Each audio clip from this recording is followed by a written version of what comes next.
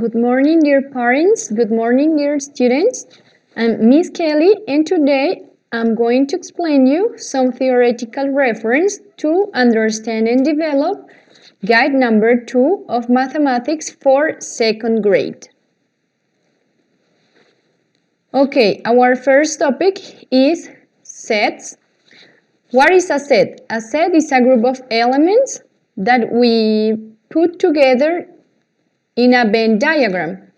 Here we have the name of the set, and here we have the elements. We can name sets by extension or by comprehension. Here, by extension, we have to name all the elements of the set. For example, here, pepper, lettuce, spinach, and artichoke. And by comprehension, we have to determine like the main characteristic of the group. In this case is vegetables. So here for comprehension is vegetable. Our B set name by comprehension is vegetables. And our B set name by extension is pepper, lettuce, spinach, and artichoke. Now we have some operations between sets. We have the intersection and the belonging. When we talk about intersection, we have to take into account that it must be two different sets. Here we have vegetables and breads, and in this case, multiples. Multiples of 3 and multiples of 5. The intersection consists that one same element is present in both of the sets. So, if sets contain the same elements, the circle intersect.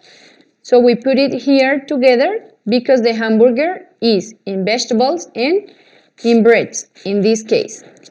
And the symbol is this one. And in the case of belonging, we have belongs and does not belong. Here we have the P set.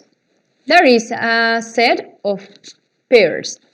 So, pair belongs to set P. And in this case, the strawberry does not belong to set P. Now, our next topic is numerical counting. So, we have to take into account that for numerical counting, we have the terms before, between, and after. Antes, en medio, y después. So, 45, 46, and 47.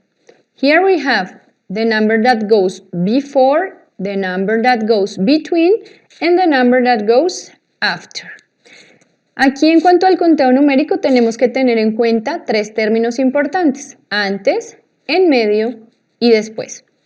Tenemos una secuencia de 3 números en el cual el circulito verde nos indica que es el número del que estamos hablando o de la posición. Si tenemos acá que está el 45, está antes del 46. En este caso el 46 está en medio del 45 y el 47. Y finalmente el número 47 está después del número 46. Our next topic is the positional value o valor posicional. Here we have to take into account the main position for numbers. So, it is ones, tens, and hundreds. Tenemos que tener en cuenta que los valores más importantes son unidades, decenas y centenas. Esta imagen nos ayudará a entender un poco los ejercicios que tenemos en nuestro workbook. Now we have the basic geometry concepts. We are going to talk only about angles and line types. Here we have the explanation for the right angle, the acute angle, and the obtuse angle. And here we have the most important lines that we should take into account to develop our guides. Horizontal, vertical, perpendicular, and parallel.